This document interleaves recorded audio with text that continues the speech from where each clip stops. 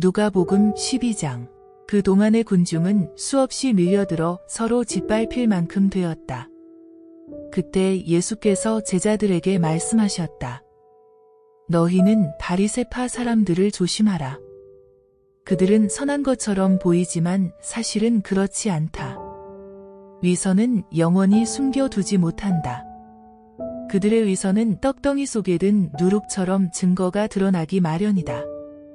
감추어 놓은 것은 반드시 드러나고 숨겨놓은 것도 알려지기 마련이다.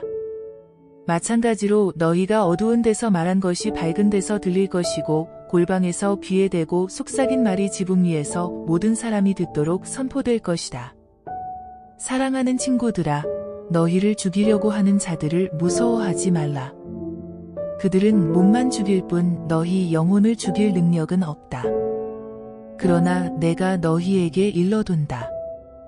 너희를 죽이고 다시 지옥에 내던질 수 있는 능력을 가지신 하나님을 두려워하라. 참새 5마리의 값이 얼마냐? 기껏해야 2아사리온이 아니냐? 그러나 하나님께서는 그런 참새 1마리라도 잊어버리시지 않는다. 하물며 너희는 참새떼를 모두 모은 것보다 훨씬 더 귀하지 않느냐? 하나님께서는 너희 머리카락의 수도 다 알고 계신다.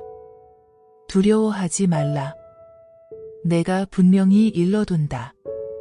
만일 너희가 사람들 앞에서 나를 너희 친구라고 증언하면 인자도 하나님의 천사들 앞에서 너희를 높일 것이다. 그러나 여기 사람들 앞에서 나를 모른다고 하면 나도 천사들 앞에서 그를 모른다고 할 것이다. 인자를 거슬러 말하는 사람은 용서를 받을 수 있어도 성령을 거슬러 말하는 사람은 절대로 용서받지 못할 것이다. 너희가 회당이나 유대인 관원들이나 권력자들 앞에 신문을 받으러 끌려나갔을 때 무슨 말로 자신을 변호할까 염려하지 말라. 너희가 그 자리에 섰을 때 해야 할 말을 성령께서 일러주실 것이다. 군중 속에서 어떤 사람이 말하였다. 선생님, 제 형더러 제 몫의 유산을 나누어 주라고 말씀해 주십시오. 그러자 예수께서 누가 나를 그런 것이나 판결해 주는 재판관으로 세웠느냐 하시고 사람들을 향해 말씀을 하셨다. 욕심을 부리지 말라. 참생명과 참살은 우리가 얼마나 재산을 가지고 있느냐 하는 것과는 상관이 없다. 그러고 나서 비유로 말씀하셨다. 어떤 부자가 기름진 농토를 가지고 있었는데 풍년이 들었다. 그래서 곳간을 가득 채우고도 곡식이 남아 더 넣어 둘 데가 없었다. 그는 어떻게 할까 궁리하다가 속으로 이렇게 말하였다. 곳간을 헐고 더 크게 지어야겠군. 그러면 충분히 쌓아둘 수 있겠지. 그리고 내 영혼에게 이렇게 말하리라. 나는 물건을 몇 해 동안 쓰고도 남을 만큼 쌓아두었다. 이제는 편안히 쉬면서 먹고 마시며 즐기자. 그러나 하나님께서 그에게 말씀하셨다. 어리석은 자야. 오늘 밤에 내가 내 영혼을 찾아가리라. 그러고 나면 내가 모은 재산이 다 누구의 차지가 되겠느냐? 그렇다. 재물을 하늘에 쌓아두지 않고 땅에 쌓아두는 사람은 모두 이와 같이 어리석은 사람이다. 예수께서 제자들을 향해 말씀하셨다. 먹을 양식을 충분히 쌓아두려고 하거나 입을 옷을 넉넉히 장만해 두려고 염려하지 말라. 생명이 음식과 의복보다는 훨씬 더 중요하다. 까마귀를 보라. 뿌리지도 않고 거두지도 않고 곳간에 쌓아두지도 않으나 아무 탈 없이 지낸다. 하나님께서 길러주시기 때문이다. 그런데 너희는 그 어느 새보다도 훨씬 더 소중하지 않느냐? 게다가 너희가 염려를 한다고 해서 무슨 소용이 있느냐? 너희가 염려를 한다 해서 단 하루인들 생명을 누릴 수 있단 말이냐? 염려를 해봐야 지극히 작은 일 하나도 해결할 수 없는데 왜 여러 가지 일로 염려하느냐? 백합화를 보라. 실을 찾지도 않고 배도 짜지 않으나 솔로몬이 누린 모든 영화도 그 꽃 하나만큼 화려하지는 못하였다.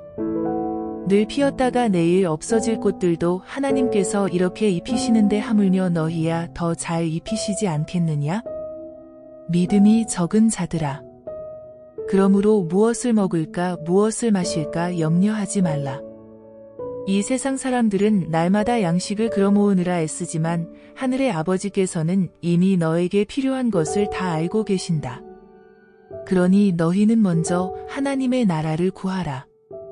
그러면 하나님께서는 너희에게 날마다 필요한 모든 것을 덤으로 주실 것이다. 그러므로 작은 무리들아, 두려워하지 말라. 너희 아버지께서 그 나라를 너희에게 주시기를 기뻐하신다. 너희가 가진 것을 팔아 필요한 사람에게 주라. 이것이 하늘에 재물을 쌓아두는 것이 된다. 하늘에 쌓아둔 재물은 없어지거나 좀이 쓸 일이 없다. 너희의 재물이 있는 곳에 너희 마음과 생각도 있는 것이다. 허리에 띠를 띠고 등불을 켜놓고 항상 준비하고 있으라. 마치 주인이 결혼 잔치에서 돌아와 문을 두드릴 때 곧 문을 열어주려고 준비하고 있는 종처럼 되라. 주인이 돌아왔을 때 이렇게 준비하며 기다리고 있는 종들은 복이 있다.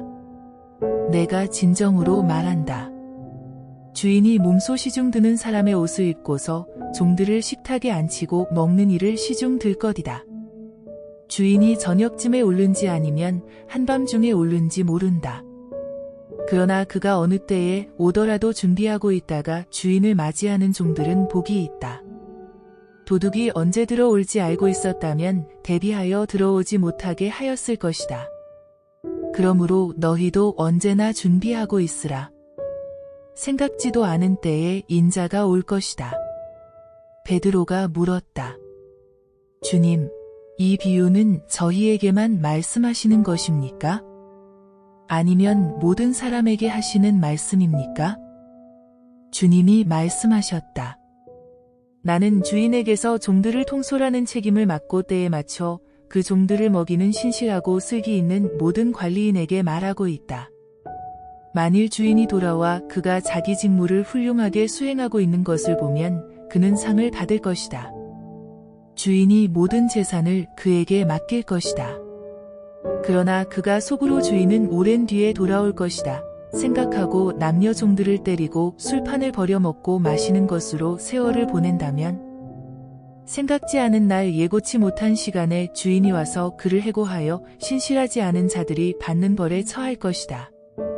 자기 책임을 알면서도 그것을 행하지 않는 자에게는 무서운 벌이 내려질 것이다. 그러나 누구든지 자기가 하고 있는 일이 나쁜 줄을 모르고 한 사람은 그 벌이 가벼울 것이다. 많이 받은 사람들에게는 많은 것을 요구한다. 그것은 그들의 책임이 더 크기 때문이다. 나는 세상에 불을 던지러 왔다. 나는 불이 이미 붙어 있기를 얼마나 원했는지 모른다. 내 앞에는 무서운 침례가 가로 놓여 있다. 그 일이 이루어질 때까지 내가 얼마나 어려움을 당하는지 모른다. 그러니 내 마음이 오죽 답답하겠느냐? 너희는 내가 세상에 평화를 주려고 온 줄 아느냐? 아니다. 도리어 분열을 일으키려고 왔다. 이제부터 한 집안 식구 중에서 셋이 나를 사랑하면 둘은 반대할 것이고 그 반대의 경우도 생길 것이다. 아버지가 나를 따르겠다고 하면 아들이 반대할 것이고 아들이 나를 따르겠다고 하면 아버지가 반대하고 나설 것이다. 어머니가 딸과 딸이 어머니와 믿음 때문에 서로 반목할 것이고 시어머니가 며느리와 며느리가 시어머니와 서로 싸울 것이다. 예수께서 군중을 향해 말씀하셨다. 너희는 구름이 서쪽에서 이는 것을 보고 소나기가 오겠군 하고 말한다. 옳은 말이다. 또 바람이 남쪽에서 불어오면 오늘은 날씨가 덥겠군 하고 말한다.